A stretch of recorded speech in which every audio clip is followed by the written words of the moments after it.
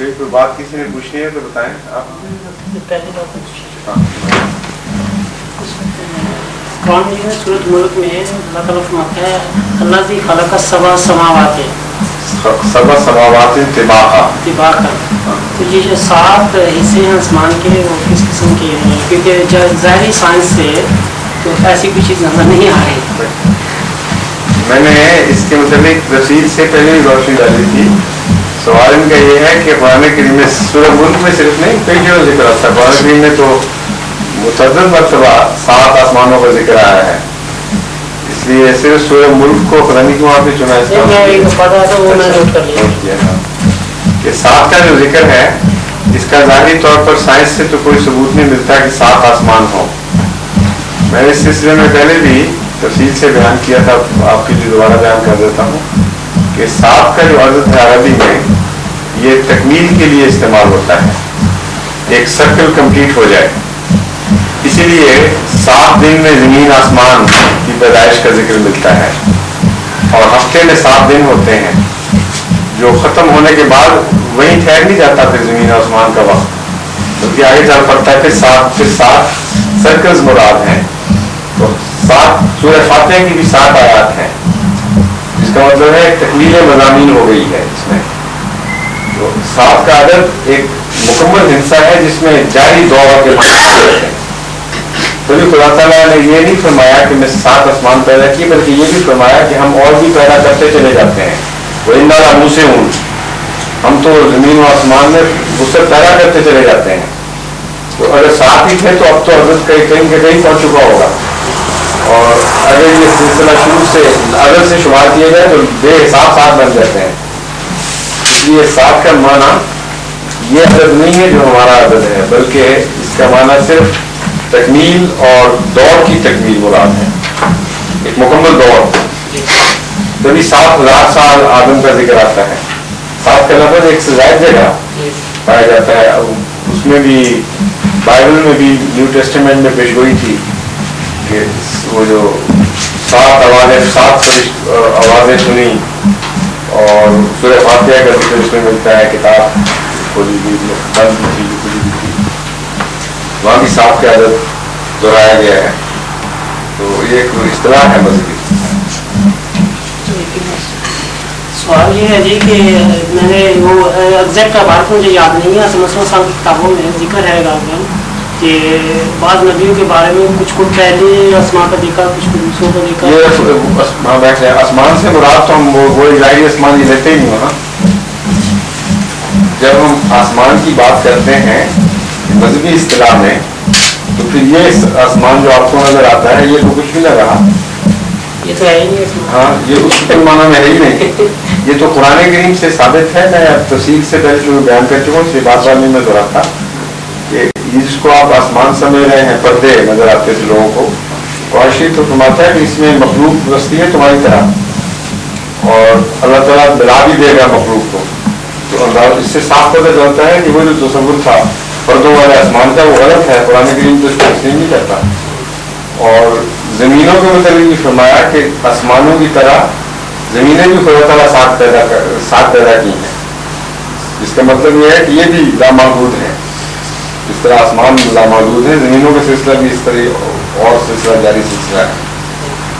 وہ آسمان تو بہرحال مراد نہیں ہے. آسمان کا ایک معنی ہے رفعت کا, سما. اسی لیے اسم لفظ جو ہے سمود اور اسم یہ دونوں کا مادہ مشترک ہے. اور سما کا معنی رفعت ہوتا ہے جو نواز چیز پہچانی جائے, اور اسم بھی اسی لیے کہتے ہیں جس پر لگ جائے وہ باقیوں سے ممتاز ہو جاتا ہے شخص کی, یہ ہے وہ شخص. یہ ملتے جلتے لفظ ہیں. تو سما کا معنی وہاں بلندی کے معنی ہے صرف, اور روحانی رفعت مراد ہے. یہ مختلف روحانی رفعت عطا کی ہیں, وہاں بھی لفظ 7 کا استعمال ہوتا ہے. یہ سب سے کامل دور جو کامل رفعت ملی ہے وہ حضرت محمد مصطفیٰ صلی اللہ علیہ وسلم کو, اور باقی انبیاء اپنے اپنے مراتب کے لحاظ سے مختلف رفتوں تک پہنچے ہیں. اور کوئی پہلے آسمان پہ ٹھہر گیا, کوئی دوسرے آسمان پہ. مراد یہ ظاہری اور کوئی بات حضور اگر ان حالات میں کسی احمدی دوست کو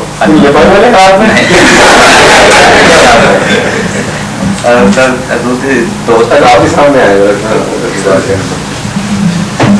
پہلے حالات بتائیں جماعت میں جو حالات پاکستان میں گزر گئے یہ مراد ہے حالات میں کہ جب دنیا میں احمدیت کی تعداد دوسرے مسلمانوں کی نسبت کم ہے. ٹھیک ہے. تو حضور اگر اللہ تعالیٰ کسی احمدی دوست کو حج کی سعادت نصیب فرمائے تو سعودی عرب میں تو احمدی نہیں ہے, نماز نہیں پڑھائیں, تو کیا وہ نماز احمدی دوست اکیلے پڑھ سکتے ہیں یا کیوں نہیں پڑھنی چاہیے اس کو اکیلے؟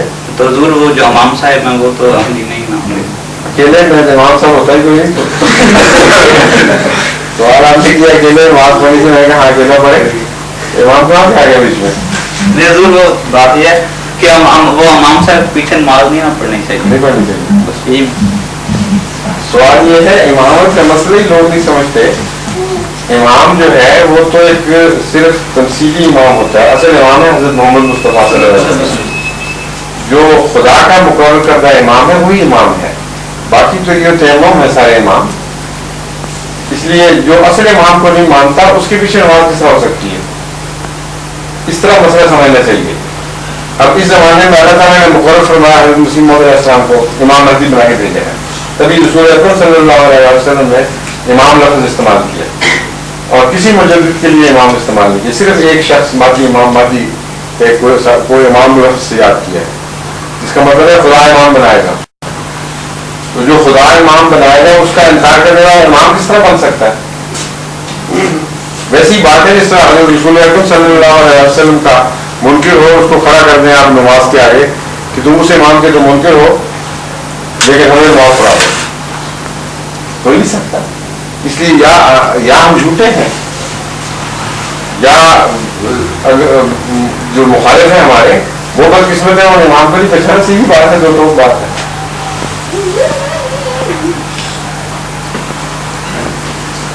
اگر نماز پڑھ لیں تو دروازہ بند ہو تو باہر سے آپ کھٹکھٹائے تو نماز میں اگر ڈسٹربنس ہو رہی ہو تو جا کر دروازہ کھول کے واپس آ کے اسی طرح نماز شروع کر سکتے ہیں. حضرت صلی اللہ علیہ وسلم نماز پڑھ رہے تھے تو ایک جنگلی بلہ آیا باہر سے, اس نے ڈسٹرب کیا تو آپ نے پہلے باہر جا کر اس کو بند کیا یا اس سے حصہ چھڑایا اور اس کے بعد پھر نماز شروع کر دی. اس کو مختلف رنگ میں حدیث میں ذکر کیا گیا ہے. بعض لوگ کہتے ہیں جن آیا تھا, مگر واقعہ یہ ہے کہ جنگلی جانور تھا جس سے قرآن حاصل فرما کر پھر آپ نے دوبارہ نماز شروع کی. نماز میں توجہ رکھنا ضروری ہوتا ہے, اسی لیے حضرت صلی اللہ علیہ وسلم نے بعض دفعہ بچے کے رونے پر نماز چھوٹی کر دی. توجہ بہت اہمیت رکھتی ہے. اگر دروازہ کھٹک رہا ہو اور اکیلا آدمی نماز پڑھ رہا ہو تو بجائے سے کہ دروازہ کھٹکتا رہے اور اس کی نماز ہی نہ پڑھی جائے, اس کو چاہیے دروازہ کھولے اور واپس آ کے پھر نماز شروع کر دیں. اور اگر شروع کی ہوئی ہے تو یہ بھی ہو سکتا ہے کہ دوبارہ شروع کر دیں. اگر زیادہ آدمی ہو تو پھر کیا اگر زیادہ آدمی دروازے بند کر بھی کیوں پڑھتے ہیں نمازیں, بعض کا توڑ کے پڑھیں ہو جاتا ہے, بعض کا کوئی ایسا واقعہ ہے ایسے واقعے میں آتا ہی کام ہے آدمی, شاید ہی آتا ہے. ہمارے ساتھ ایسے ہوا نا کہ کیا وہ آدمی باہر سے کھٹکھٹاتا رہا. کہاں ہوا؟ پہلے وہ جگہ تھی جہاں ہم نماز جمعہ پڑھتے تھے. اچھا. تو کسی نے اچانک بند کر دیا دروازہ, تو وہ باہر سے کھٹکھٹاتا رہا, لیکن اس وقت کا کھانے اس کو توڑ کے جانا چاہیے تھا کسی کو. آپ کا جمعہ بھی خراب ہوا اور وہ بھی شاید جمعہ پڑھنے آیا ہو, اس بیچارے کا جمعہ بھی معلومی ہوگی اس کو. قبل از وقت کسی ایک کو مقرر کیا جا سکتا ہے کہ اس صورت میں تم کھول سکتے ہو. اگر کوئی شاید نہیں مقرر کرنے سے, اگر مقرر کرنا ہے تو پھر دروازہ کھلا رکھتے ہیں اور ڈیوٹی میں آنے کسی کی جی ایسی صورت ہو کہ دروازہ بند کرنا ضروری ہو چوری کے خطرے سے کسی وجہ سے, پھر ایک آدمی ڈیوٹی رکھ سکتی ہے.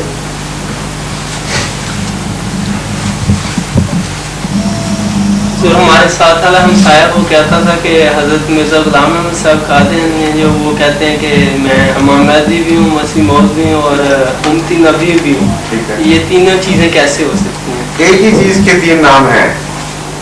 آپ کا ہمسایہ کون ہے؟ मैं तो 2 माह से इधर हूँ, मुझे नहीं, साथ का हमसाया साथ कह रहे हैं, हमसाया भी जानते हैं आप कि नहीं? उसके नाम से जानता हूँ। क्या नाम है? उसका नाम है गुलाम हुसैन। कहाँ का है? ये सही नहीं पता, पाकिस्तान तो का। आप उसकी वो भी बता, फैमिली है, पेशा क्या है? काम करता है इधर किसी स्टोर। हाँ, उससे तीनों सवाल पूछे ना उससे, क्या कहाँ के रहने वाले हो, क्या मैं गुजराती हूँ, उसका पेशा पूछें, उसकी कौम पूछें, क्या 3 अलग-अलग बातें बता रहे हो, एक ही आदमी बता रहे हो अपने आप को? वो कहता है जो मोहम्मदी होंगे उनका नाम ही मसीह मौद होगा, इनका नाम तो मसीह। उसके कैसे क्या बनता है? तो हदीस दिखाए, रसूल करीम सल्लल्लाहु अलैहि वसल्लम तो फरमाते हैं लल मादी और इल्ला ईसा, इब्ने माजा की हदीस है, ये मेहदी के सिवा कोई ईसा नहीं होगा। तो हम रसूल सल्लल्लाहु अलैहि वसल्लम की बात मानेंगे, इसकी मानेंगे? समझे?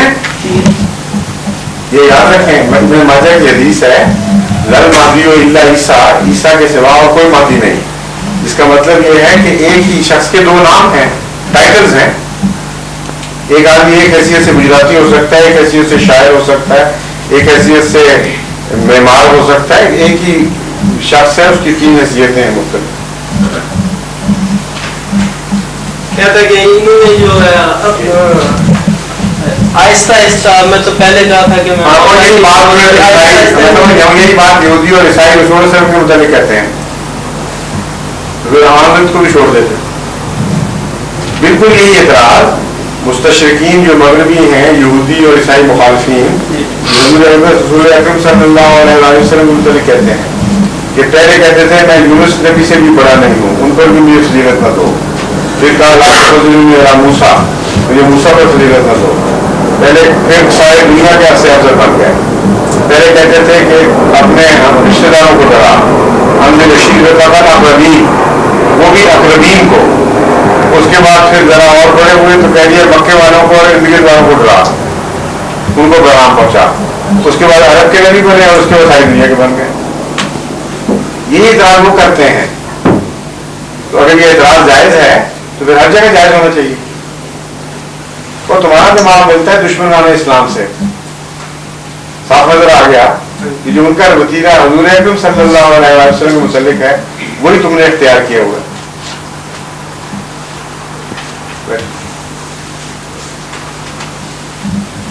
हमारे मज़हब में ईसाइयों को समझा जाता है कि वो एक खुदा को मानते हैं और उनसे शादी भी जायज़ इसीलिए कि आपके मजहब में अहले किताब हैं, एक खुदा को मानते हैं, ये कहाँ लिखा हुआ है?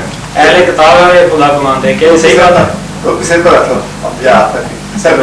ये हाँ, दूसरे जो काशी में लिखा हुआ है कि युज़िर लज़ीना तख़ज़ू युज़िर लज़ीना क़ालू तख़ज़ुल्लाह वलदा, ये क्या लिखा हुआ है कुरान करीम में कि मोहम्मद रसूलुल्लाह सल्लल्लाहु अलैहि वसल्लम को खुदा ने इसलिए भेजा ताकि उन लोगों को डराए जिन्होंने कहा कि खुदा का बेटा है।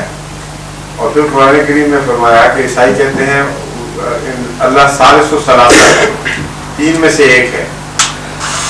तो ये तो कुरान में वाज़ेह लिखा हुआ है, फिर आप क्यों कहते हैं हमारे मज़हब में ये समझा जाता है? कुरान करीम तो कहता है कि ईसाइयों ने खुदा का बेटा बना लिया। कुरान करीम कहता है कि वो 3 खुदाओं में से खुदा को एक समझते हैं। उसके बाद ये कहना तो जायज़ नहीं कि हमारे मज़हब में उनको मुवाहिद समझा जाता है। हमारा मज़हब ये कहता है कि शुरू में वो मुवाहिद थे।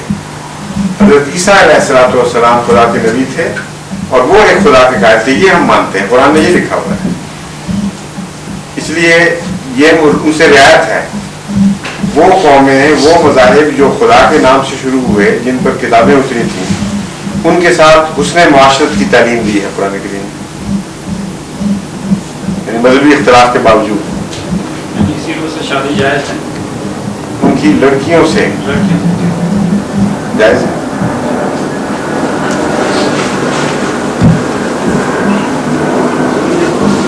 मसला है इसमें आदमी को खुदकुशी करता है तो उसका जनाजा भी जायज़ नहीं होता, और अगर ये खुदकुशी करने वाले का जनाजा जायज़ नहीं होता तो कैसे फिर हम कहते हैं कि ये इसकी ऐसी तकदीर थी।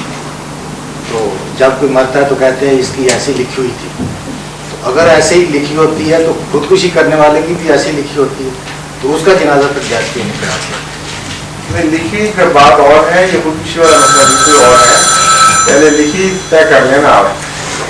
آپ کیا سمجھتے ہیں لکھی سے؟ مگر کہتے ہیں کہ یہ ایسے ہی ہونا تھا، اس طرح ایکسیڈنٹ ہوتا ہے تو کہتے ہیں کہ اس کی کہتے کون ہیں؟ مطلب کون کہتے ہیں؟ جو بھی سننے والا کہتے ہیں وہی کہتے ہیں. سننے والے کا دین تو آپ کا دین نہیں ہے. آپ قرآن کی بات کریں، حدیث کی بات کریں. کہنے والے کا کیا مراد ہے کہ لوگ کہتے ہیں؟ لوگ کہتے ہیں وہ تو ہمارا مذہب نہیں ہے. آپ کا سوال تو تب جائز ہوگا آپ یہ کہیں کہ میرا یہ عقیدہ ہے اور اس میں مجھے دوسری بات میں تضاد نظر آتا ہے، یا اسلام یہ کہتا ہے اور اس میں تضاد نظر آتا ہے. لوگوں کے کہنے کا میں جواب کو دیتا ہوں. اسلام ہی یہ کہتا ہے یہ خودکشی کرنے والا کہتے ہیں. ٹھیک ہے، باقی بس. اور اسلام نے کہا ہے کہ لکھا ہوا تھا کہ وہ خودکشی کرے گا. دوسری بات تو نہیں نا کہتا اسلام. جیسے اگر ایک انسان ایک بیماری سے مر جاتا ہے، دوسرا ایک ایکسیڈنٹ سے مر جاتا ہے، ٹھیک ہے، اس میں اس کا قصور ہے، بیماری میں ایکسیڈنٹ میں ہے. اگر کوئی بیچارہ نہیں میں اس بات کر رہا ہوں خودکشی میں ہے، خودکشی میں بھی کوئی قصور میں یہ تو کہنے والا تھا کہ اگر خودکشی میں اگر اس کا دماغ ٹھیک نہیں یا دماغ ٹھیک نہیں تو فیصلہ اللہ کرے گا. تو پھر اس کا جنازہ اسی میں بتا رہا ہوں کہ اس بات کا علم نہیں ہو سکتا کہ پاگل پن کی وجہ سے خودکشی کی تھی یا ڈیفائنس ہے خدا تعالیٰ کو، کیونکہ اس بات کا بارڈر لائن رہتی ہے، پتہ نہیں لگتا. اس لیے خدا تعالیٰ نے اپنے اوپر لے لیا ہے کہ میں فیصلہ کروں گا تم لوگ اس کے سے قدر تلقی کرو. جہاں تک دیکھنے والے کا تعلق ہے اس نے خدا کی تقدیر میں دخل دیا ہے، مایوسی کا اظہار کیا ہے. خودکشی اس لیے منع ہے کہ اللہ تعالیٰ نے اول تو جان لینا حرام ہے، اور جو ہماری جان ہے وہ بھی ہم نے آپ نہیں دی ہوئی اپنے آپ کو، ہم اس کے بھی مالک نہیں. یہ اس میں فلسفہ ہے. اپنے بیٹے کی جان نہیں لے سکتا حالانکہ اپنا بیٹا ہے، اسی طرح اپنی بھی نہیں لے سکتا. قتل ہے یہ، اور قتل کے ساتھ مایوسی شامل ہو گئی. یعنی خدا کی رحمت سے کلیہ انکار کے بعد خودکشی کرتا ہے. تو یہ دوسرا جرم ہے جس کے ساتھ جس کی وجہ سے احتجاجاً اس کے جنواری جرمانوں سے منع فرما دیا گیا. یہ مطلب اس کا نہیں ہے کہ ہر خودکشی کرنے والا جہنمی ہے. اگر آپ یہ نتیجہ نکال رہے ہیں تو غلط ہے. یہ غلط ہے، کیونکہ اللہ تعالیٰ بہتر جانتا ہے، وہ فیصلہ کرے گا. اگر کوئی پاگل پن کی وجہ سے یا ایسے حالات کی وجہ سے جن کو خدا تعالیٰ سمجھتا ہے کہ اس میں وہ جواب دہ نہیں تھا، خودکشی کر لیتا ہے، تو ایسا شخص ہرگز جہنمی نہیں ہے. خدا تعالیٰ کی مرضی ہے، جو فیصلہ فرمایا اس کو کرے. جنازہ تو جائز نہیں ہوگا اس کو؟ نہیں، جنازہ تو ہمیں پتہ نہیں، فیصلہ خدا نے قیامت کے دن کرنا ہے، ہمیں کیا پتا کیا فیصلہ کرے گا. اس لیے جہاں تک ظاہری طور پر انسان کا تعلق ہے، اس کو ایک واقعہ نظر آیا ہے کہ ایک شخص نے ایک ایسا جرم کیا ہے جس میں دو بڑے گناہ کبیرہ شامل ہو گئے.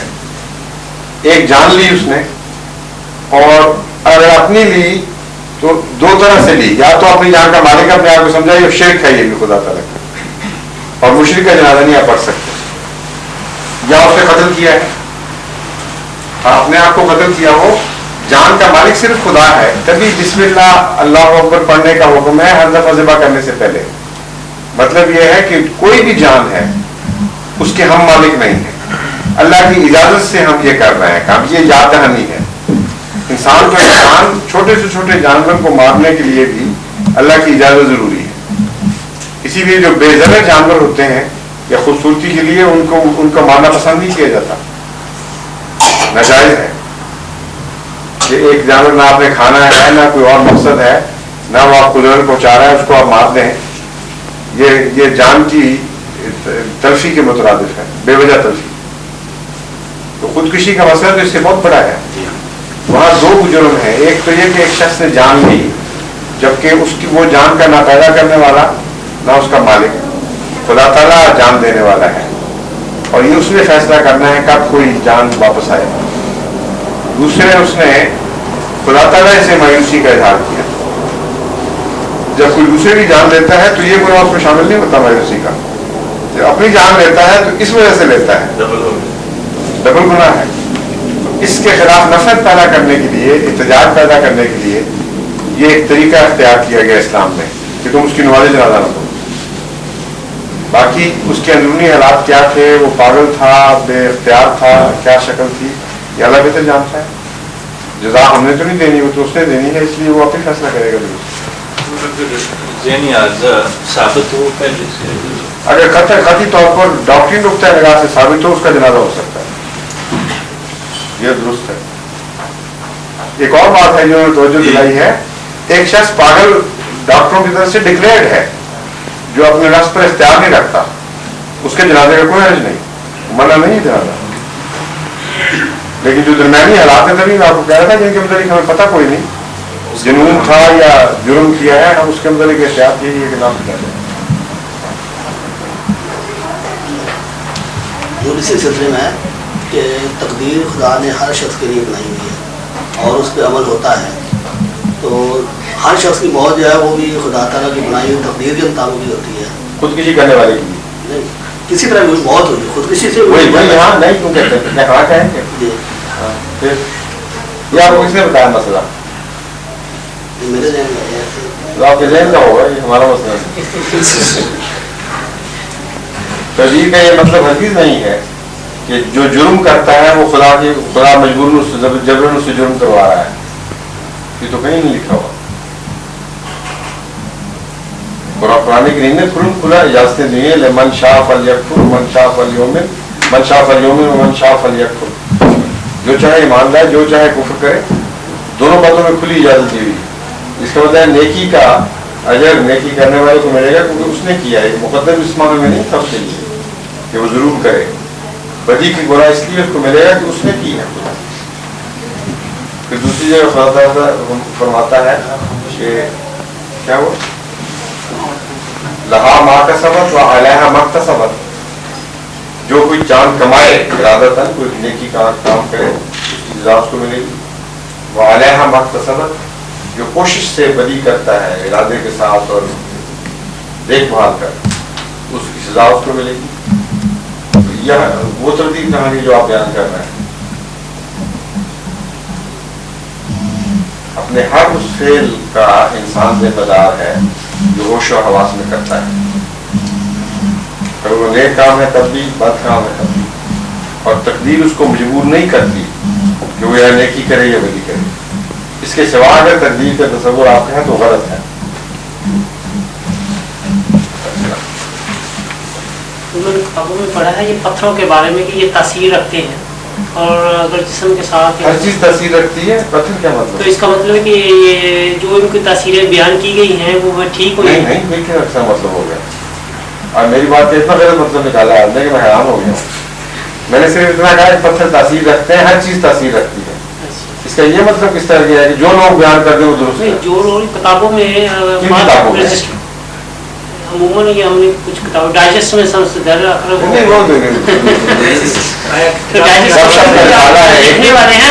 तहकीकी रिसाला हो, कोई साइंटिफिक रिसाला हो, उसमें जो तस्वीरें साइंटिस्ट ने देखी हो डाली हो वो दुरुस्त है, लेकिन ये जो अटकल बच्चू वाले ज्योतिषी की बातें बयान करते हैं वो बेमानी बातें हैं सर। ज्योतिषी नहीं, अच्छे से खासे राइटर्स हैं जी, बड़े राइटर ज्योतिषी भी होते हैं?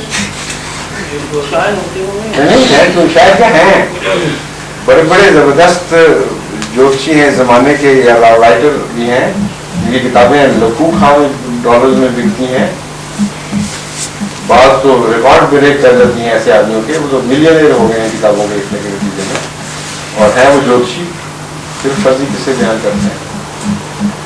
तो ये कहाँ से मालूम हो सकता है ये पत्थर कौन कौन सी तासीरें? अरे पत्थरों को जरूर सिर्फ मानना है तो साइंस वाले बताइए, आपको साइंटिफिक रिसर्च चाहिए या गपशप चाहिए? साइंटिफिक रिसर्च चाहिए। किन पत्थरों के मुताबिक?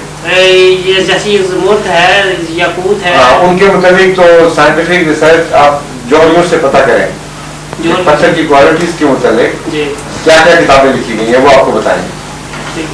वो पत्थर इस्तेमाल हो सकते हैं बाद में। क्या मतलब? वो लिखते हैं राइटर्स, ये लिखते हैं कि हर पत्थर की चूंकि तासीर होती है, ये मिजाज के ऊपर उसका असर होता है। ये साइंस वाले नहीं लिखेंगे आपको, ऐसी कोई किताब मौजूद नहीं है साइंटिस्ट की, क्योंकि सब गपशप है। समझो आप नहीं चाहते हैं ये सब फर्जी किससे हैं? ठीक है।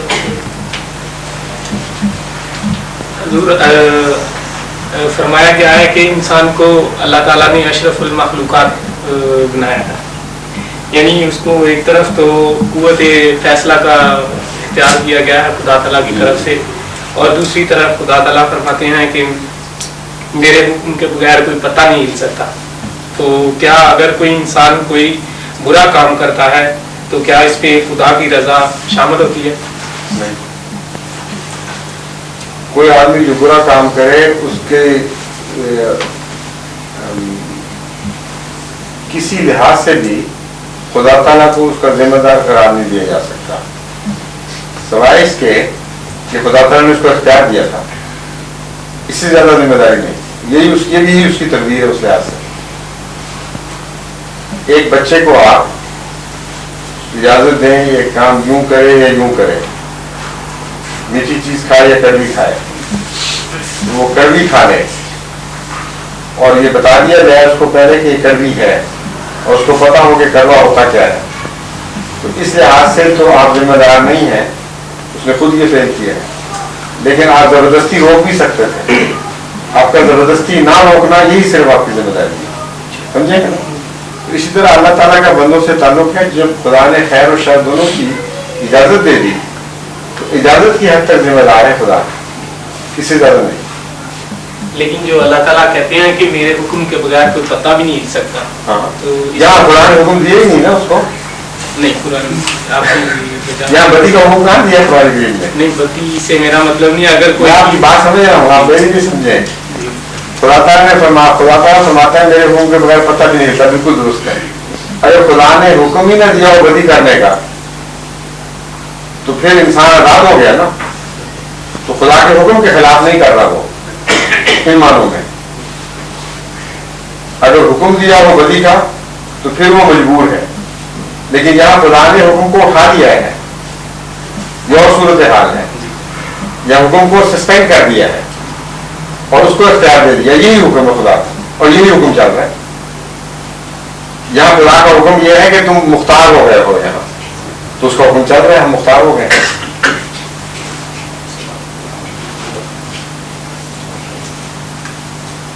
اور کوئی تعریف فرمائیے. عام طور پر سنا گیا کہ حضرت بلال کے جو تلفظ نہ ادا صحیح کرنے پہ اذان کے مسئلے پہ تنازع بنا، تو انہوں نے کہا کہ ٹھیک ہے صبح آپ لوگ اذان، آپ میں سے کوئی شخص اذان دے. کہاں تنازع بنا؟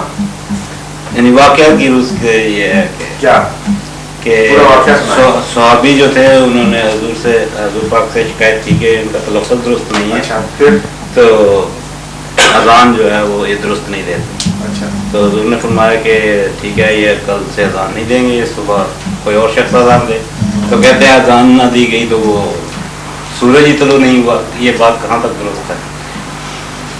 آپ مان رہے ہیں ان باتوں کو؟ نہیں، یہ نہیں مانتے. اس کے سوال کی حقیقت یعنی سچائی یا سچائی اسے ضرور مانگیں. یہ بالکل جھوٹا قصہ ہے. بالکل. یہ عموماً جو قوال لوگ ہوتے قرآن ہیں، کریم کہتا ہے کہ ہم سورج اور زمین کی رفتاروں کو ہم نے مقرر کیا ہے، اور قیامت تک جب تک جو خدا نے وقت مقرر رکھا ہے ان کے اندر ایک ذرہ بھی فرق نہیں پڑ سکتا. تو قرآن کے خلاف جو بات ہے وہ تو ویسے عقل کے خلاف بات ہے، لیکن یہاں قرآن کے بھی خلاف ہے، کھلی آیت کے خلاف. لیکن وہ جو اس چیز کو بیان کرتے ہیں واقعہ کو، وہ تو ان کو آپ کہیں جھوٹ بول کے نہیں، ان سے کہیں قرآن کے خلاف بات ہے، جو لازمن تم جھوٹ بول رہے ہو. اور رسول اللہ صلی اللہ علیہ وسلم کی طرف کیوں منسوخ کرتے ہو ایسی لغو بات؟ یہ ہو ہی نہیں سکتا کہ حضور صلی اللہ علیہ وسلم قرآن شریف کے خلاف کی بات کریں. اس لیے بات تم جھوٹے ہو، رسول اللہ صلی اللہ علیہ وسلم کو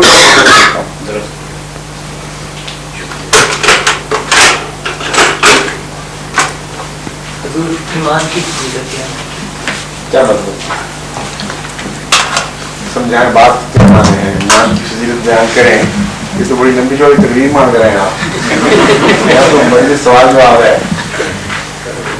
میں آج پہلی دفعہ تو مجھے آپ سے ملنے کا اتفاق. میں سمجھ رہا ہوں، بڑی خوشی کی بات ہے. آپ سے آپ کی مراد ایمان جو ہے وہ تو ہر چیز پر حاوی ہے. ایمان تو قرآن کریم کی پہلی آیت سورہ فاتحہ کے بعد جو ہے اس میں اس کا ذکر ہے، اور وہ اتنا وسیع مضمون ہے کہ اس کو ایک مجلس میں بیان کرنا ممکن ہی نہیں ہے. الذین یؤمنون بالغیب، یہ پہلی تعریف کی ہے مومنوں کی. تقویٰ کے بعد وہ کیا کرتے ہیں؟ الذین یؤمنون بالغیب، جو غیب پر ایمان لاتے ہیں. اور غیب کے لفظ میں سارے ایمان آ گئے ہیں. ایمان باللہ، ایمان ملائکہ، ایمان بالکتب، ایمان بالرسل، ایمان بالیوم الآخر. تو اتنے وسیع مضمون کے متعلق जब तक आप मुझे मुहैया ना करें किस हिस्से के मुतालिक आप मालूम करना चाहते हैं, मैं क्या बयान करूंगा, बहुत वसी मजमून है, समझ गए ना। आपके जहन में कोई खास सवाल होगा, वो अगर वाज़ेह कर दें तो मेरे लिए जवाब देना आसान हो जाएगा। ईमान और रसूल, ईमान भी रसूल इनके मुराद ये है कि ईमान भी रसूल की अहमियत क्या है, इसके मुताबिक मालूम होना चाहिए, इसकी हकीकत क्या है। वाक़या ये है कि अल्लाह ताला का ताल्लुक इंसान से रसूल के जरिए होता है, वरना बाकी सारी चीज़ें गैर में रहती हैं। फरिश्ते गैर में हैं, वही गैर में है, हमने तो नहीं देखा या सुना वही को रसूल पर नाज़िल होते। अल्लाह गैर में है और यौम आखिरत गैर है, जो हाजिर है हमारे सामने वो सिर्फ रसूल है जो ज़ाहिर वजूद भी रखता है। तो सारे गैर और हाजिर के दरमियान जो वास्ता है, वसीला, वो रसूल बन जाता है। इसलिए इस लिहाज से सबसे ज्यादा अहमियत वक्त पहले दर्जे पर रसूल को हासिल हो जाती है। अगर रसूल ना आए तो ये सारे गैर गैर रहे और कुछ भी हमारे लिए हाजिर न बन सके, कोई वजह ईमान और यकीन की बाकी न रहे। इसीलिए अल्लाह ताला रसूलों में से उनको चुनता है जिनकी जिंदगी बेदार और साफ होती है, जो काबिल एतबार होते हैं, जो लोगों में रहते हैं ऐसी हालत में कि कोई उंगली नहीं उठा सकता उनकी बात पर, क्योंकि उन्होंने खुदा का पैगाम देना होता है, उन्होंने यकीन का जरिया बनना होता है।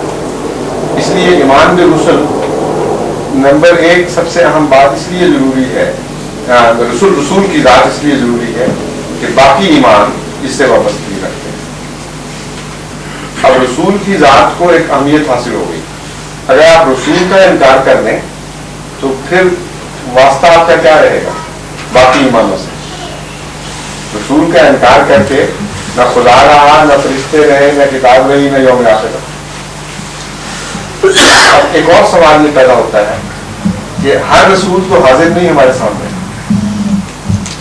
और एक रसूल आता है और वक्ती तौर पर आगे गुजर भी जाता है। इसलिए खुदा ताला ने सिर्फ हाजिर रसूल पर ईमान जरूरी करार नहीं दिया, बल्कि तमाम रसूलों पर ईमान जरूरी करार दिया। हम आमन तो बिल्लाह व कुतुबिही व रुसुलिही, उन किताबों पर भी ईमान जरूरी करार दिया जो पहले रसूलों पर उतरी, और उन रसूलों पर भी ईमान जरूरी करार दे दिया जो पहले गुजर चुके। यानी बहसियत मजमूई रसालत पर ईमान जरूरी करार दे दिया और तफरीक करने की इजाजत दी। ला नुफ़र्रिक़ु बैन अहदिन मिन रुसुलिही, तफरीक करने की इजाजत दी। ये नहीं कहा कि हम अपने रसूल को मानेंगे, जो हमारे सामने है उसको मानेंगे, बाकी रसूलों से हमारा कोई ताल्लुक नहीं, बल्कि ये फरमाया कि जितने रसूल जहां भी मैंने भेजे हैं, तुम्हें उनका नाम का पता हो या ना हो, जितनी किताबें मैंने उन पर उतारी हैं तुम उनसे वाकिफ हो या ना हो, उन सब पर ईमान लाओ, वरना इस रसूल पर भी तुम्हारा ईमान मुकम्मल नहीं होगा। ये पैगाम दिया आपको। इससे दूसरा हिस्सा हमें रिसालत का इल्म हुआ। इस पर गौर करें तो इसमें एक हिकमत नजर आती है। रसूल की अहमियत की वजह से बाज़ दफा इंसान शिर्क की तरफ मायल हो जाता है, और जो रसूल सामने है या जिस पर ईमान ले आया हो उसको अहमियत इतनी दे देता है कि खुदा की ज़ात को रसूल से पीछे फेंक देता है और सब कुछ रसूल बना देता है। खुदा ताला ने इस शिर्क को तोड़ने के लिए रसालत को अहमियत दी, एक शख्सी रसूल को नहीं, बल्कि फरमाया कि रसूल तो मैं भेजता हूँ, मेरी वजह से इज्जत करते हो, इसलिए जहां जहां भी मैंने रसूल भेजे हैं सबको तुम मानो, और मैं तुम्हें तफरीक नहीं करने दूंगा कि इस रसूल को हम मानेंगे और उसको इनकार करेंगे, क्योंकि जब एक का भी करोगे तो मेरा इनकार कर दे वो, क्योंकि मैंने भेजा है। तो रसालत को बस अपने पीछे हटा दिया और खुद खुदा का वजूद इस तरह सामने आ गया।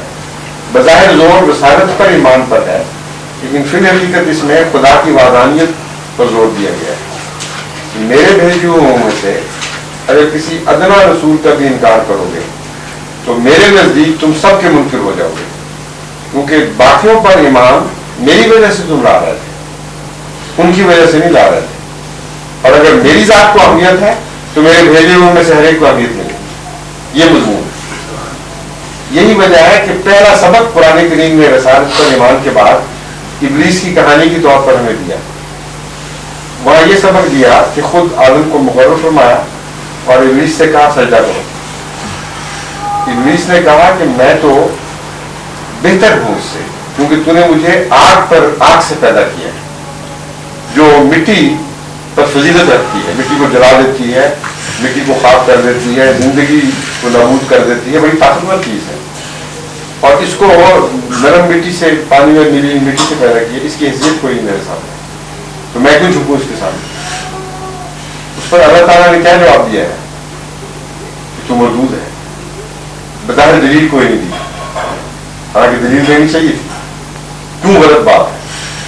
وہی بنیادی اصول سامنے ہے کہ میں نے پیدا کیا ہے اور میں مالک ہوں، میرا کام ہے حکم دینا.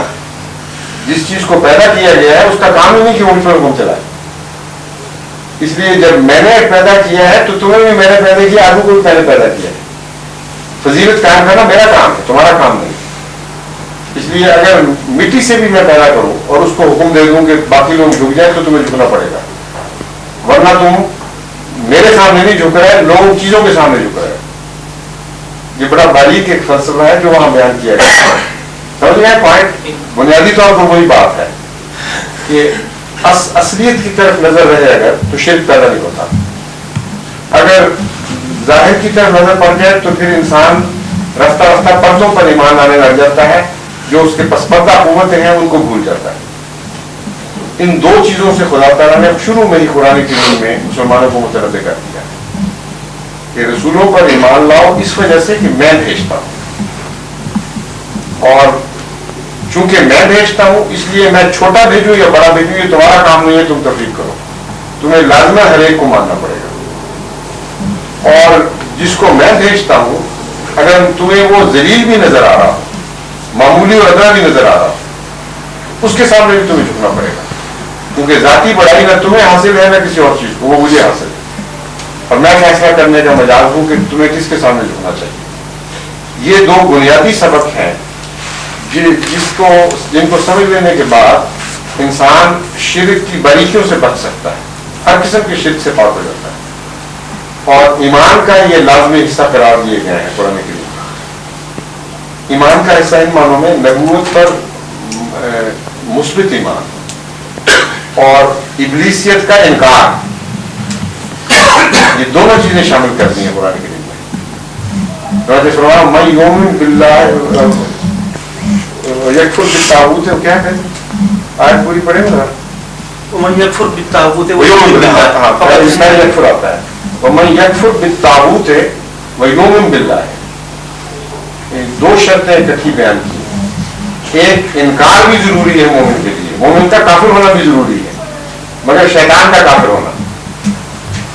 اور مومن کا مومن ہونا بھی ضروری ہے، یعنی اللہ کا مومن ہونا ضروری ہے. اس لیے کفر و اسلام کا مسئلہ یہاں اس آیت نے خوب کھول دیا. ایک پہلو سے مومن کا بھی کافر ہونا ضروری ہے، مگر من یکفر بالطاغوت، شیطان کا کافر ہونا ضروری ہے. یہ جب اس روح سے آپ ایمان پر غور کریں تو پوری مکمل تصویر نظر آ جاتی. اس کے منفی پہلو بھی نظر آ گئے، اس کے مثبت پہلو بھی. تو مراد یہ ہوئی کہ اللہ پر اصل ایمان ہے. اللہ جب رسول کو بھیجتا ہے تو اگرچہ رسول کے ذریعے سے ہمارا خدا سے واسطہ پیدا ہوتا ہے، اس لیے ہم رسول کے ممنون احسان ہیں، مگر اولیت خدا کو ہی رہے گی ہمیشہ. اور صرف اس رسول پر ایمان لانا ضروری نہیں جس نے ہم سے خدا کو شناسا کروایا، بلکہ ہر وہ وجود جس کو خدا بھیجتا ہے اس پر ایمان لانا ضروری ہے. اور فضیلت دینا خدا کا کام ہے، بندے کا کام نہیں. اس لیے خدا اگر کسی کو چنے تو بظاہر ادنا بھی نظر آ رہا ہو اس کے سامنے جھکنا پڑے گا، کیونکہ خدا کا بھیجا ہوا ہے. مٹی سے اگر وہ انسان بنا لیتا ہے کوئی تو دوسروں کو حکم دیتا ہے اس کی پیروی کرو، اس کو پیروی کرنی پڑے گی. اسی لیے آمد صلی اللہ علیہ وسلم نے عطاف کا یہ سبق دیا کہ اگر تم پر ایک آدمی ایسا امیر مقرر کیا جائے جو حبشی غلام ہو اور اس کا سر منقے کے دانے کے برابر ہو تب بھی اس کی اطاعت کرے. یہ اس کی بنیاد اسی قرآن حکم ہے. مٹی سے آدم کو پیدا کیا، دوسرے کو ناک سے، اور اس کو کہا اس کے سامنے جھک جاؤ. اب عربوں میں سب سے زیادہ مکروہ چیز غلامی تھی. दूसरे वो हबशी को समझते थे ये घटना है, जिस तरह यहाँ कर्व की प्रॉब्लम है ना, रेशियल सुपीरियरिटी, ये अरबों में भी थी। इसे सर, वो सरदार लोग थे, बड़े सर की इज्जत करते थे और समझते थे जितना छोटा सर उतना छोटा दिमाग, उसको जलील समझते थे। तो हज़रत सल्लल्लाहु अलैहि वसल्लम ने तीनों चीजें हक़ारत की इकट्ठी कर दी, अरबों के नजदीक जो काबिल नफरत चीजें थी, हबशी, फिर वो भी गुलाम, और फिर मुनक्के के बराबर सिर वाला हबशी। फरमाया कि अगर ये मैं अमीर मुकर्रर कर दूं तुम पर, या मुकर्रर किया जाए तुम पर अमीर किसी अथॉरिटी की तरफ से, तो इसकी भी तुम अतात करो, क्योंकि कुरान करीम ने ये सबक दिया है, मुकर्रर करने वाले को देखना चाहिए, ना कि मुकर्रर होने वाले को। अगर मुकर्रर करने वाला इख्तियार बाइख्तियार है और काबिल इज्जत है, तो जिसको वो मुकर्रर करता है उसकी इज्जत लाज़िम करनी पड़ेगी। इसीलिए निज़ाम जमात अहमदिया में हम इस बात पर बहुत जोर देते हैं कि जो भी खुदा के निज़ाम का नुमाइंदा है, वो चाहे तुम उसको छोटा समझो चाहे बड़ा समझो, इसकी अलग बहस है। जिसको भी अमीर बना दिया जाए, तुम पर निगरान मुकर्रर करी, उसकी इज्जत करना, उसका एहतराम करना तुम्हारे लिए जरूरी है। ये भी ईमान बिल रुसल का एक लाज़मी नतीजा है निज़ाम जमात, उसी की तफसील है। दरअसल एक दफ़ा कराची में चौधरी ज़फ़रुल्लाह खान साहब के छोटे भाई अब्दुल्ला खान साहब हो, दोनों फौत हो गए। चौधरी ज़फ़रुल्लाह खान साहब ये अमीर थे और चौधरी ज़फ़रुल्लाह खान साहब उस वक्त पाकिस्तान के फॉरेन मिनिस्टर भी थे, और ये एक मामूली अफसर थे हुकूमत के, लेकिन जमात में ये अमीर थे और चौधरी ज़फ़रुल्लाह खान साहब एक फर्द थे। तो जुमे में चौधरी अब्दुल्ला खान साहब ने बहैसियत अमीर ये ऐलान किया कि नमाज जुमा के बाद दोस्त कुछ देर के लिए ठहरे रहे। बाद लोगों ने शायद ये ऐलान सुना नहीं, वो उठकर जाने लगे और चौधरी ज़फ़रुल्लाह खान साहब भी बीच में थे। तो चौधरी अब्दुल्ला खान साहब ने बड़ी सख्त नाराजगी से डांटा कि जब मैं कहता हूं कि ना जाए तो सारे शामिल हैं, आप क्यों कर रहे हैं अदम अतात।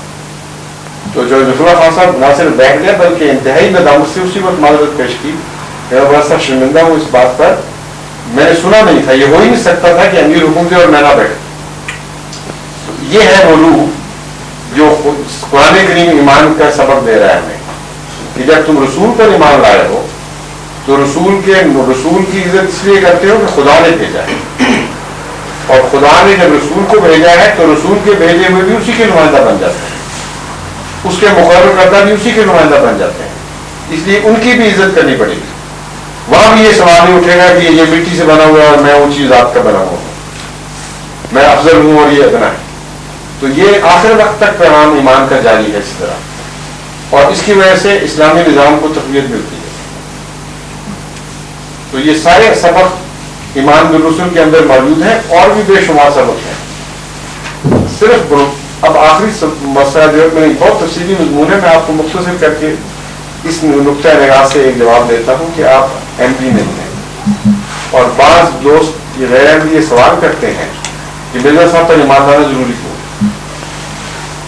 अगर रसूल अकरम सल्लल्लाहु अलैहि वसल्लम पर ईमान ले आए तो मिर्ज़ा साहब पर ईमान लाना क्यों जरूरी है, कहते हैं ना। तो अब मैंने मसला ये खोल दिया है, हज़रत सल्लल्लाहु अलैहि वसल्लम तो फरमाते हैं कि मैं किसी को मुकर्रर करूँ और वो हबशी गुलाम हो और मुनक्के के बराबर सर हो उसका, उस पर भी उसकी भी अताअत तुम पर जरूरी है।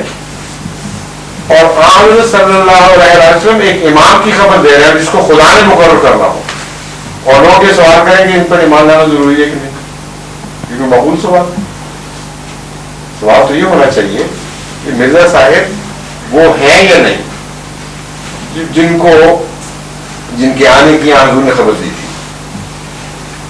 अगर वो है तो फिर इनकार की गुंजाइश ही कोई नहीं रहती।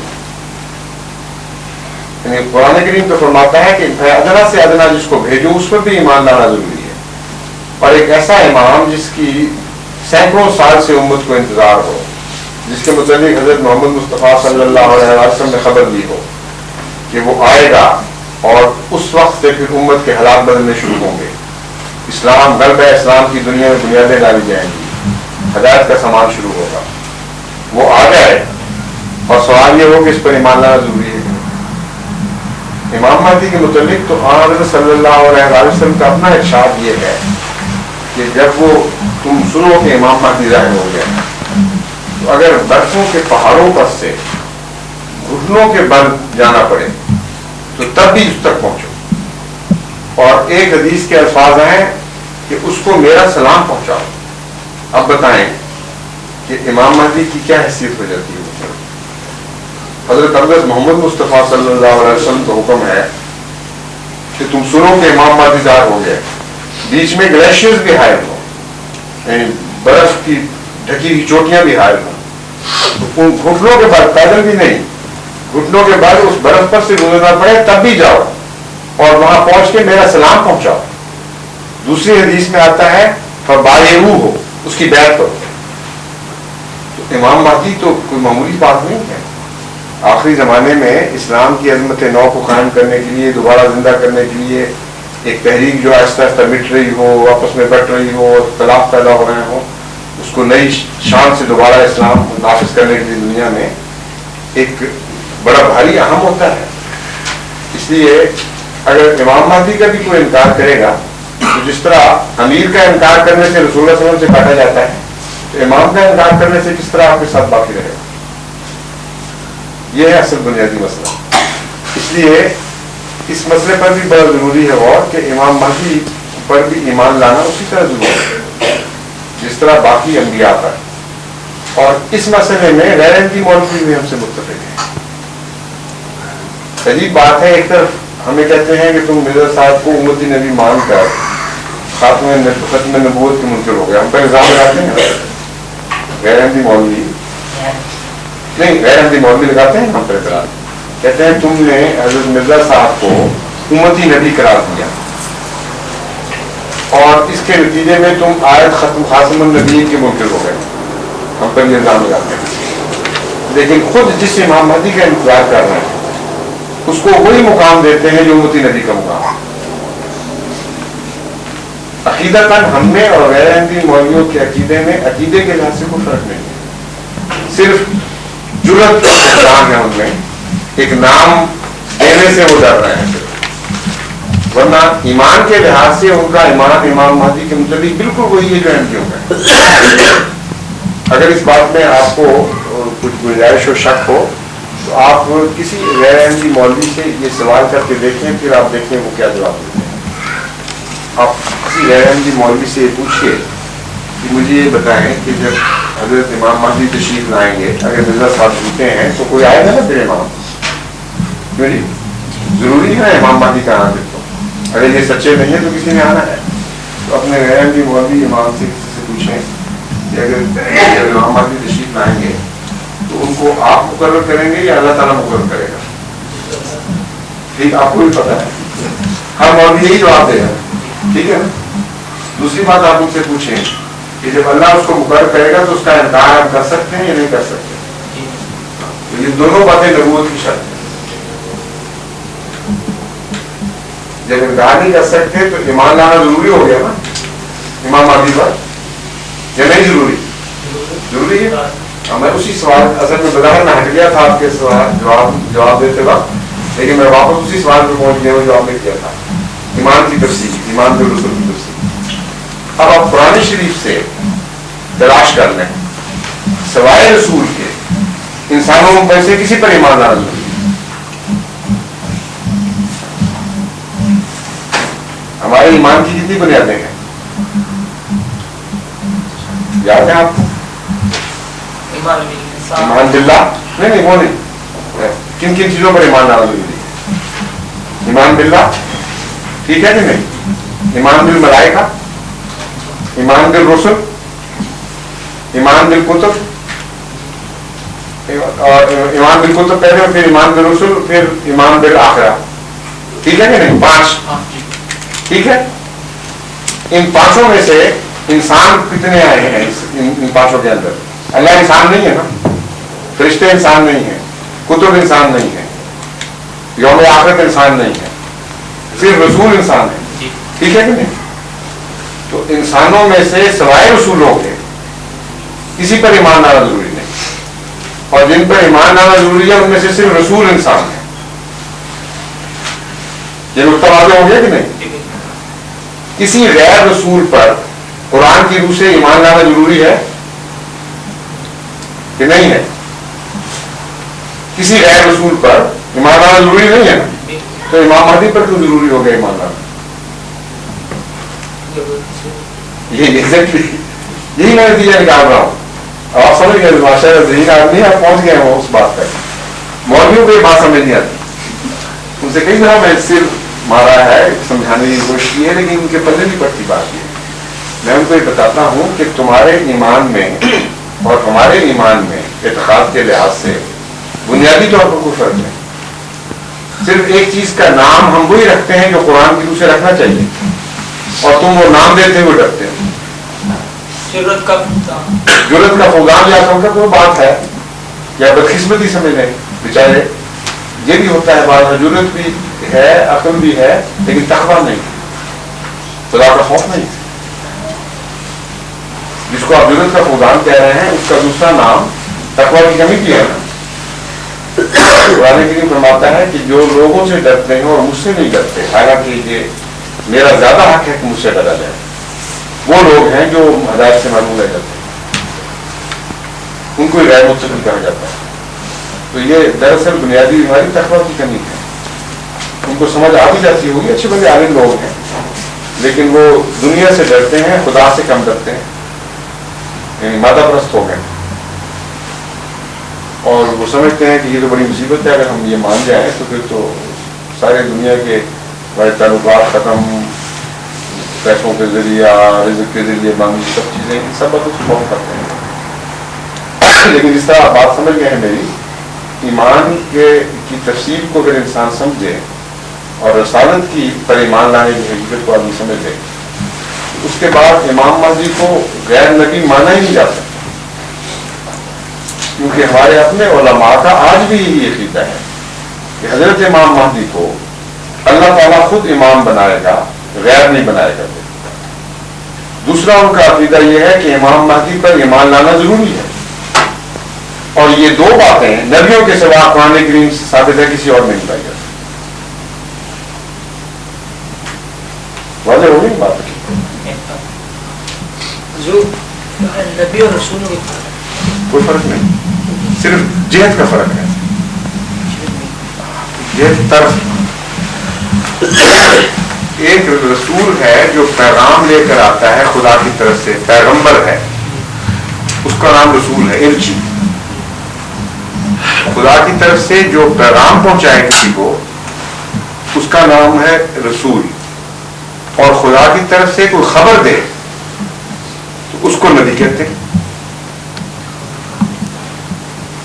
تو نبی, ہر رسول نبی بھی ہوتا ہے, اور ہر نبی پیغام بھی دیتا ہے خدا کی طرف سے. کوئی ایک رسول بھی نہیں ہے جو نبی نہ ہو. اس کا ثبوت قرآن کریم سے یہ ہے کہ جہاں ایمان کا ذکر ہے, ابھی ہم نے ایمان کی بات کی ہے, آمنت باللہ و ملائکتہ و کتبہ و رسلہ, کل آمن باللہ و ملائکتہ و کتبہ و رسلہ. یہاں کس کس کا ذکر ہے ایمان کا؟ ایمان باللہ, ایمان بالکتب, ایمان باللہ, ایمان بالملائکہ, ایمان بالکتب اور ایمان بالرسل. ایمان بالنبی کا یہ ذکر ہے قرآن کریم میں ہے کہیں نہیں؟ میں پوچھ ہاں نہیں نا. تو پھر اس کا مطلب یہ ہے کہ اگر نبی رسول کے علاوہ ہوتے ہیں کچھ تو ان پر ایمان لانا ضروری نہیں. سمجھ آیا نا پوائنٹ؟ اب ایک اور طرف سے دیکھیں, حضرت صلی اللہ علیہ وسلم کو قرآن کریم میں خاتم الرسل نہیں قرار نہیں دیا, خاتم النبیین قرار دیا. اگر نبیوں کے علاوہ رسول ہوتے ہیں تو ان کے خاتم نہ ہوئے پھر آپ. اس کا مطلب ہے ہر نبی رسول بھی ہے اور ہر رسول نبی بھی ہے. ان دو آیتوں سے ثابت ہو جاتا ہے کہ ان دو کو آپ الگ کر ہی نہیں سکتے. جب خاتم النبیین کہتا ہے قرآن کریم تو تمام نبی, تمام رسول اس میں شامل, نبی کے لفظ میں شامل ہو گئے.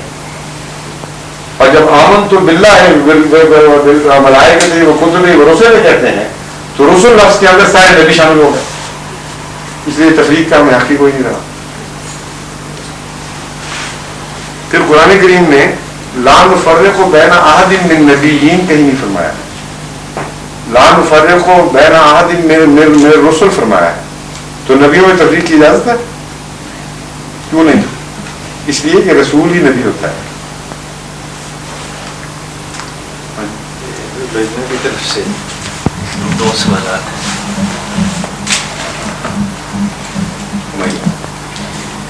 ایک تو ہے Mrs Hafeez Khadija. What is the wisdom behind the putting our fingers in the ears while calling the Please Hazur answer in English. The whole system of Islamic worship is symbolic. The question is, what is the wisdom of putting the fingers in the ears while calling azan? So in answer to this question I am saying that the entire system of Islamic worship is symbolic. Nothing is meaningless. What is azan? Azan is calling for prayer, and prayer requires separation, complete break of contact with the rest of the world. So azan is the beginning of that. And when you put your fingers in the ears, that means you are not going to listen to other things now. You are separating yourself from the rest of the world and paying your entire attention to Allah. And this is again when you say Assalamu alaikum at the end of the prayer, that means you are returning to the same world again. When you go out and come back, then you say Assalamu alaikum. While we are sitting here, we don't go on calling each other Assalamu alaikum, Assalamu alaikum. So Assalamu alaikum means a return after separation, and this breaking of tie with the rest of the world, tabattul lillah, is indicated by the fingers in the ears, that now we are going to break from the rest of the world and entirely devoting ourselves to Allah. The second question? کہ حضور لجنہ کی طرف سے یہ سوال ہے کہ مسلمانوں کی دکانوں کے علاوہ جو گوشت یہاں سے ملتا ہے کیا وہ ہم کھا سکتے ہیں؟ کیونکہ سننے میں آیا ہے کہ مجبوری کی حالت میں جب حلال گوشت نہ ملے تو بسم اللہ پڑھ کر ہم کھا سکتے ہیں. یہ کہاں تک درست ہے؟ ہاں، یہ سوال یہ ہے کہ اگر حلال گوشت جس کو مسلمان نے اللہ کا نام لے کر ذبح کیا ہو یا یہودی نے اللہ کا نام لے کر ذبح کیا ہو، اگر یہ نہ ملے تو کیا دوسرا گوشت ہم کھا سکتے ہیں بسم اللہ اللہ اکبر پڑھ کے، بسم اللہ پڑھ کے؟ اس کا جواب یہ ہے کہ دوسرے گوشت میں سے ہر ایک نہیں کھا سکتے. اگر کوئی چوزا ہے مثلا، وہ ذبح کرنے کی بجائے کسی نے گردن مروڑ کر سانس گھونٹ کے مارا ہو تو وہ حرام ہے، کیونکہ صرف جو حرام جہاں جہاں مذکور ہے اس میں واضح طور پر چوٹ لگ کے مرا ہوا، یعنی انسان نے خود ذبح کر کے نہ مارا ہو، چوٹ سے مر گیا ایکسیڈنٹ سے، یا دم گھونٹ کے مارا ہوا، یہ حرام لکھا ہے. تو حرام چیز پر آپ چاہے ہزار دفعہ بسم اللہ پڑھیں وہ حلال نہیں ہوگی. لیکن ایسا جانور جس کو انسان نے کھانے کی غرض سے ذبح کیا ہو، خواہ وہ غیر مسلم طریقے سے ذبح کیا ہو، یعنی خون نکالا ہو اس کا اور خون نکلنے کی وجہ سے مارا ہو، اس پر اگر خدا کے سوا کسی اور کا نام لیا گیا ہو تو وہ بھی حرام ہو جاتا ہے، اور وہ بھی چاہے ہزار دفعہ بسم اللہ پڑھے وہ حلال نہیں ہو سکے گا. یعنی ذبح کرتے وقت اگر نیت میں شامل ہو کہ میں خدا کی بجائے کسی فرضی خدا کے گھاٹ چڑھا رہا ہوں اس کو، تو ایسا شخص، ایسا جانور حرام ہی رہے گا ہمیشہ. ایک تیسری شکل ہے کہ ذبح کرنے والے نے نہ خدا کا نام نہ لیا نہ غیر خدا کا نام لیا، اور انسانی استعمال کی غرض سے ایک جانور کو اس طرح مارا کہ اس کا خون بہہ گیا ہے. ایسا گوشت اگر بسم اللہ پڑھ لی جائے تو جائز ہو جاتا ہے. اس وضاحت کے ساتھ اگر کسی دکان سے آپ کو کوئی گوشت ملے جس کے مطلب یقین ہو کہ وہ مشرکانہ طور پر نہیں ذبح کیا گیا، جس طرح بعض ہندو کرتے ہیں یا بعض اور مذاہب میں دیوی دیوتاؤں کے نام پر چیز چڑھائی جاتی ہے، یہاں یورپ میں تو رواج نہیں ہے بہرحال اس کا، لیکن اگر یہ بھی یقین ہو کہ دم گھونٹ کے نہیں مارا ہوا تو پھر وہ جائز ہو سکتا ہے. ہاں، تو اس کا وہ جائز ہے جس میں خون بہا ہو اور انسانی استعمال کی غرض سے مارا گیا ہو، وہ جائز ہو جاتا ہے. یہاں ذبح خانے ایسے ہیں کہ وہ اس قدر ٹیمپریچر پانی کا ہوتا ہے، मुर्गियों के एक लाइन में वो जैसे मशीन ऑटोमेटिक वो करते हैं, वो पानी से इस कदर टेम्परेचर 250-300 डिग्री भी होता है, तो इस तरह वो उनको मार देते हैं पहले। वो हराम है। वो मुर्गी जो जिसका खून नहीं बहा मारते वक्त वो हराम है, वो हरगिज़ हलाल नहीं है, इसी कीमत पे नहीं खानी चाहिए। अरबियों ने हिलाल लिखा होता है, तो अगर क्या? वो अरबी जो दुकानें हैं हिलाल लिखा होता है, अगर कुछ सूरत में हलाल लेते अब खाने लिखने से क्या मतलब? बेचते वो मुर्गी है या भेड़ का गोश्त है। ये बहस नहीं हो रही। अब एक आपकी अपनी बातें मुतजाद हो गई। एक तरफ आप कहते हैं नक्शा वो खींच रहे हैं जो कतई हराम है, और जब मैंने कहा हराम है तो मुझे जवाब ये दे रहे हैं उस पर हलाल लिखा होता है।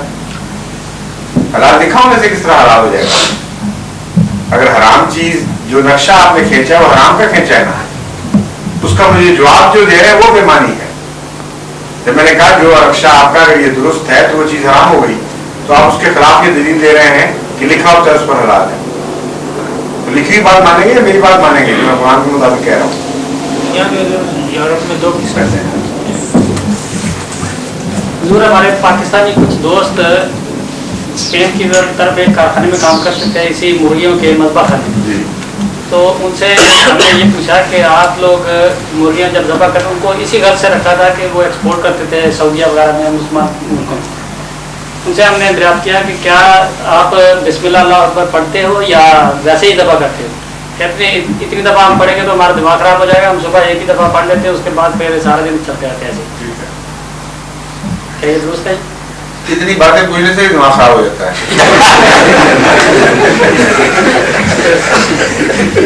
मोमिन के साथ तरद्दुद नहीं करने चाहिए। बुखारी में जो हदीसें इसके मुताबिक हैं वो हैरत अंगेज हैं। यहाँ तक रसूलुल्लाह सल्लल्लाहु अलैहि वसल्लम ने फरमाया कि अगर एक मोमिन एक जानवर को मारता है खाने की नीयत से और बिस्मिल्लाह भूल जाता है तो तभी वो हलाल रहता है, और जब मगर खाने से पहले उसका पढ़ लेना चाहिए। इसलिए इसने दीन को बहुत आसान भी कर दिया, लेकिन बुनियादी असूल फिर भी कायम रहेंगे।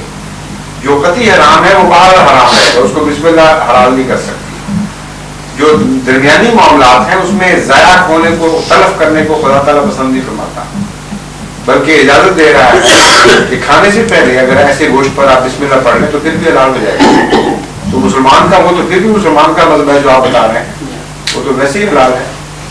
एक दफ़ा बिस्मिल्लाह पढ़े या 100 दफ़ा बिस्मिल्लाह पढ़े, जब एक दफ़ा वो दाखिल हुआ है इस नीयत से फैसला करके कि अल्लाह की इजाज़त से मैं ज़बह कर रहा हूँ, तो बाद दफ़ा नहीं पढ़ता होगा तभी भी वो हलाल रहेगा। ये जरनैल सिंह से बोला लिखा हुआ है दोस्त, हाँ होंगे, उनकी तरफ से है कि जितने भी पैगंबर आते हैं वो खुदा की तरफ से आते हैं। क्या एक वक्त में एक से ज़्यादा पैगंबर हो सकते हैं?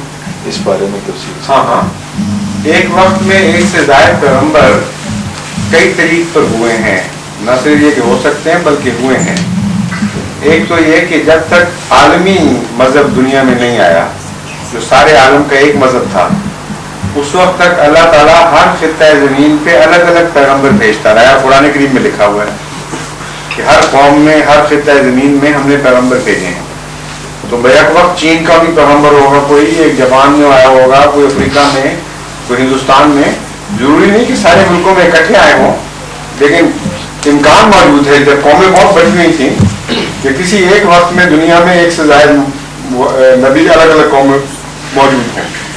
तो इसकी तहकीक मैंने शुरू करवा दी है, मुतफर्रिक उलमा को मुकर्रर किया है कि जो अम्बिया का बाइबल में जिक्र है, वो मशहूर अम्बिया, उनके ज़माने की तारीख देख कर ये मालूम करें कि उस दौर में दुनिया के किस खिते में कोई और नबी मौजूद था और वो क्या कह रहा था उस वक्त। इसलिए असूलन ये बात दुरुस्त है। नंबर 2, कुरान करीम से पता चलता है कि एक ही मज़हब पर एक वक्त में एक से ज़्यादा नबी आए। मसलन हज़रत मूसा अलैहिस्सलाम के वक्त में, हज़रत मूसा की ज़िंदगी में हज़रत हारून को खुदा ताला ने नबी बना दिया और एक ही वक्त था। इसी तरह आपकी औलाद में से फिर ऐसे वक्त में बाप बेटा दोनों नबी मौजूद हैं। हज़रत यूसुफ भी नबी हैं और हज़रत याकूब भी नबी हैं, और दोनों इकट्ठे न सिर्फ एक ज़माने में बल्कि एक जगह इकट्ठे हुए मिस्र में। اور اکٹھی زندگی گزاری. کوئی اختلاف نہیں تھا کیونکہ خدا کی طرف سے جو ہوتے ہیں ان کا اختلاف آپ میں ہو ہی نہیں سکتا.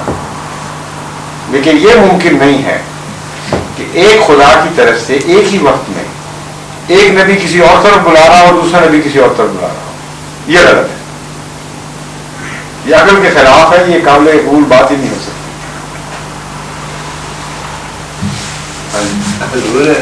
سوال میں آبزرویشن ہے کہ ایک ہی گاؤں میں ایک وقت میں 3 نبی آئے.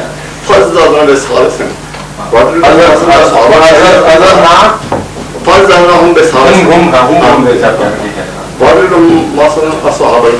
ہاں لیکن یہ بات جو ہے یہ بھی قابل تحقیق ہے. جو ایک گاؤں تھا یا کیا میں سمجھتا ہوں, مجھے پتا ہے لفظ قریہ ابھی قابل بحث ہے. نہیں یہی بات ابھی قابل تحقیق ہے کہ اصحاب القریہ میں ایٹ اے ٹائم 3 تھے یا 3 مختلف زمانوں میں نبی پیدا ہوئے, ان کا ذکر فرما رہا ہے قرآن کریم. اس کی تفسیر میں عزز نام بے سارسن میں نے ہندوستان میں جواب دیا تھا کہ جماعت احمدیہ کی تفسیر یہ ہے کہ یہاں حضرت محمد مصطفیٰ صلی اللہ علیہ وسلم مراد ہیں اور اس سے پہلے کے 2 نبی ہیں. حضرت بعضوں کا خیال ہے حضرت نوح اور حضرت موسیٰ, اور بعضوں کا خیال ہے حضرت موسیٰ اور عیسیٰ مراد ہیں. ان دونوں کے اوپر رسول کریم صلی اللہ علیہ وسلم کے ذریعے عزت بخشی, کیونکہ یہ نہیں فرمایا کہ ہم نے تیسرا نبی بھیجا. پھر عززناہما بثالث, عززناہم نہیں عززناہما ہے, عززناہما بثالث, ہم نے ان دونوں کو ایک تیسرے سے عزت بخشی, جس کا مطلب ہے ان سے افضل آیا ہے. پھر سمجھے آپ. اور ایک اور قصہ ہے بڑا اہم میرے نزدیک, یہ جو انجیل کی پیشگوئی ہے نا, جس میں تمثیل ہے انگوروں کے باغ والی, یہ اس پر اطلاق پا سکتی ہے آیت. اس میں یہ بیان کیا گیا کہ خدا تعالیٰ ایک مالک نے ایک باغ لگایا اور پہلے نوکر بھیجا اور اس کو قتل کر دیا اور اس کا انکار کر دیا. پھر اس کے بیٹا بھیجا, اس کو بھی لوگوں نے قتل کر دیا اور باغ لوٹ لیا. پھر وہ خدا خود آیا, پھر اس نے قابو پایا. تو 3 کا ذکر ہے کہ نہیں, دیکھے بات دیکھ. اور آخری افضل ہے سب سے, وہ خدا کا نمائندہ اس طرح گویا خدا اتر آیا زمین پر. تو یہاں حضرت صلی اللہ علیہ وسلم کا آنا مراد ہے اور بیٹے سے حضرت عیسیٰ مراد ہے, ظاہر بات ہے. تو مراد یہ ہے کہ 3 ادوار میں خدا تعالیٰ نے مذہب بھیجا, لیکن جب ہر دفعہ انکار ہوا اور اس کی یہ کہنا چاہیے تجویز کی گئی اور انکار کر دیا گیا, تو خدا تعالیٰ نے پھر ایسی شان کا نبی بھیجا جس کا آنا گویا خدا کا آنا تھا. اور عززناہما بثالث میں یہی مضمون نظر آ رہا ہے جو طاق کی تمثیل والا مضمون ہے. تو یہ خیال کر لینا کہ اس سے ایک گاؤں کے 3 نبی مراد ہیں, یہ ضروری نہیں ہے کہ درست ہو سکتا ہے کوئی ایسا واقعہ ہوا, میں اس کا انکار نہیں کرتا, لیکن اصل معنی اس آیت کے یہی ہے کہ حضور صلی اللہ علیہ وسلم کی پیشگوئی ہے. حضور جس آیت کا ذکر حضور فرما رہے ہیں اس میں عززناہم ہے. اچھا, اہل قریہ مراد ہے پھر, یہاں ہما نہیں بلکہ ہم مراد ہے. یہ درستی کر لینی چاہیے. میں سمجھتا تھا ضمیر جو ہے وہ انبیاء کی 2 نبیوں کی طرف جا رہی ہے, ضمیر اہل قریہ کی طرف جا رہی ہے. عززناہم بثالث, ہما نہیں. ایک بستی میں 3 نہ ہے. قریہ تو اہل قریہ سے مراد اہل قریہ ہیں. یہ وہ بستی ہے نہیں, قوم بھی قریہ سے مراد ہو سکتی ہے. قوم ہی بتا رہا ہے کہ اہل قریہ مراد. ہاں قوم. یہ قریہ تو لفظ جو ہے یہ بڑا وسیع لفظ ہے, اس کا معنی ایک گاؤں ضروری نہیں ہے. مگر حضور وقت ایک ہی سی نہیں, یہ بھی ضروری نہیں. حضرت عیسیٰ اور رسول اللہ کا ایک وقت تھا. اب تو جب یہ تفسیر کی جاتی ہے تو ایک وقت نہ تھا. قرآن کریم کے جو محاورے ہیں مذہبی, یہ بڑے وسیع ہیں, بڑے گہرے معنی رکھتے ہیں. لفظ قریہ کا یہ محدود معنی کہ گاؤں مراد ہے, یہ نہیں ہے درست. اس سے مراد ایک تہذیب بھی ہو سکتی ہے, ایک اسٹیبلشڈ قوم.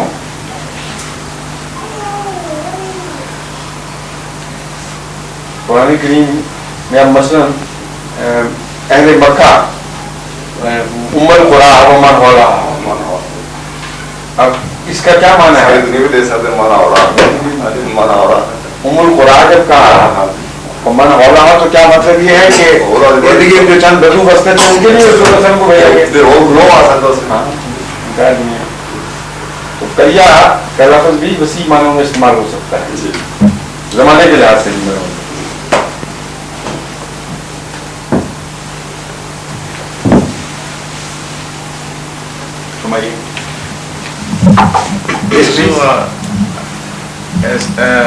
A Christian friend asked me that why is it that Muslims don't eat pork? In fact, I couldn't give him any concrete answer. I just told him that it's not good for human health. But I don't think it's the correct Why answer. don't the Christians eat dogs? Or snakes or many other things? The point is, if you ask these whys, there can't be given one single answer for every people, because different people in the world have different eating habits, and the whys can't explain things. If you ask the same question of why to a Christian, what will he say? He will say it is bad for health. If he says that, you say, all right, go to China and find out how healthy they are. They have less heart attacks than you people have. They have less cancer disease. Incidence of cancer is less in China than in European countries. Similarly, they are suffering less from gonorrhea and syphilis and other diseases. So, but they eat dogs. They have almost finished dogs from their land. And they eat snakes, and they eat worms, and they eat rats. Why don't Christians eat them? Can they explain why in every case? Some Christians eat dogs. But they still don't eat rats. Why? The point is, I am pointing out that this question of why cannot be explained by them themselves for their own habits. So what right have they to ask us? In eating habits, people are different. And despite the fact that they don't know the reasons why, yet they follow their traditions. So if they follow human traditions blindly in eating habits, if it is supposed that it is a word of God, Allah wants you not to eat it, then there is no why. Why should there be a why when it's a word of Allah and no why when there is a custom of the people? You follow my point or no? The point is that suppose you can't explain why you don't eat pork, then what? The Christians can't explain why they don't eat so many other things, yet they don't eat them. For that, those habits, they have no reason whatsoever. But for your abstaining from pork, you have a reason, and a very good sound reason for that God has forbidden you. And that is reason enough, because the fundamental principle in which the Muslims believe is that Allah is the proprietor and the creator of everything. The rights of proprietary go to Him, and without His permission you can't do anything. So the simple answer is, for this thing He has not given us permission, and He wants to establish His right. And this is the same God who forbade the same animal to the Christians and Jews. So the question is not only directed to Muslims but also to the Christians themselves and to the Jews earlier before them. Because you have to tell them that in this we share this, not with you and with Jews.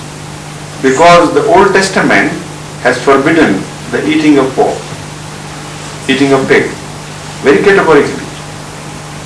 And Jesus Christ has never permitted His followers to start eating pork. You can challenge them.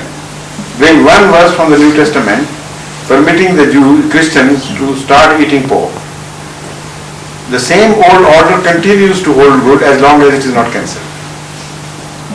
Right? So, you can tell them, first one way of answering is already I have explained.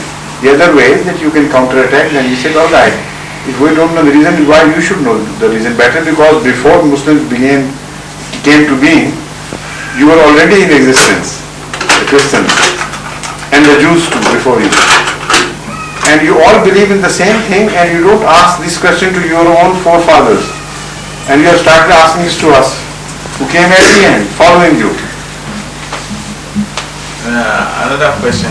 Yes, please. Somebody told me that when you go to Egypt, there's a certain museum, you can find the body of Pharaoh. I don't know whether it's correct or... You can do what? You will see the body of Pharaoh. That's right. It is in the Egyptian museum. Yeah. Yes. Is correct? This body of Pharaoh, the one who challenged Hazrat Moses and who was drowned, this was discovered in the mummified form, and once it was taken to England and was kept for a while in the British Museum. But later on, when Egypt got its freedom from the British rule, after a while they insisted that the body of the Pharaoh was the property of the Egyptian people, so it must be returned to them. So the British government ultimately succumbed to the demand, and now it is in the possession of the Egyptian government somewhere in Cairo. Perhaps it was the same Pharaoh whose body was flown to Paris for treatment once, only a few years ago, because it was said that some fungus growth was observed which may have destroyed the body if not treated in time. So there was, paucity of scientific know-how in Egypt. So they transferred the corpse to Paris, and here it was treated and perhaps returned. I don't know the rest of it.